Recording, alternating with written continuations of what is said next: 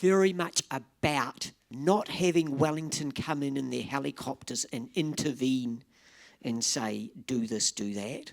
Very much listening to community organisations, iwi Māori, hapu, and I say community organisations, dare I say unions.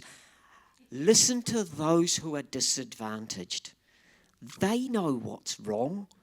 E whakarongo ana ko ngā rangatira ā-iwi me ngā mema pāre mata o te āpitihana ki tēnei mātanga ohanga.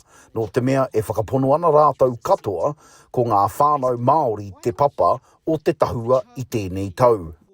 It's the most important thing for our future moving forward is that today we show that we can work together regardless of our kaupapa, and we actually stand united because we're all working for our people. Ko Ange Webster o Ngāi Te Rangi me te kāhui rangatira ā-iwi, tētehi e whakapono nui ana kia kotahi ai ngā iwi hei pai ngā no mō rātou. We are everyday people living the life that is forced on us at the minute, so the budget, coming together, uniting with the union, it's all part of a strategic plan to keep coming together as our people, bring all of our iwi together and all have the voice and the opportunity to influence this government. Kore pai te kōrero, kore whakai ki ngā nama, kore whakai te whakaro I roto I ngā nama, pōhara mātou tonu, te pōhara me te rawa kore, pērā tonu, kore he tino ngako, ka mau ki te ngako o te Māori, kia mau ki te ngako o te nuinga o tātou, o te tai Tokerau, kore whakai. E ai kia Mariameno Kapa-Kingi me mapāre mata mō te tai Tokerau, kāre he hua o te tahua mō ona iwi me tōna rohe hoki. We have a prison in a corrections facility in Te Tai Tokerau. Clearly, they want to make that bigger.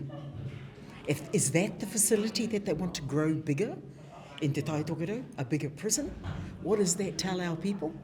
Build it and they will come? Or potentially, is that, is this their housing policy?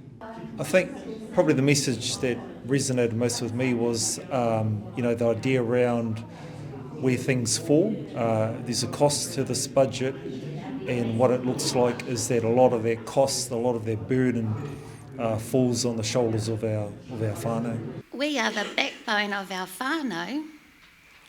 We provide the resilience to our people under all of that pressure that we are placed in time and time again. We're going to have to tighten the belt this year, so do what we can, take some responsibility for what we can. There doesn't look to be much love sort of coming our way, much arawa coming our way, so we're going to have to prepare ourselves to be able to survive through this for the benefit of our hapu and our whānau. Because our whānau, what are they wanting right here, right now? They want kai, they want shelter, without bars on the windows. They want shelter. They want meaningful jobs where they can see themselves grow and contribute to their communities. Koina. We've had 40 years of interventions from the centre. None of them have worked. Why would we continue down that track? Aha koa te mahi a te kāwanatanga me whakamahere tēnei huinga I ngā ara e puta I te ihu Māori kei riri tētahi kāwanatanga ki te whakarongo. Roihana Nuri, mā Aukaha.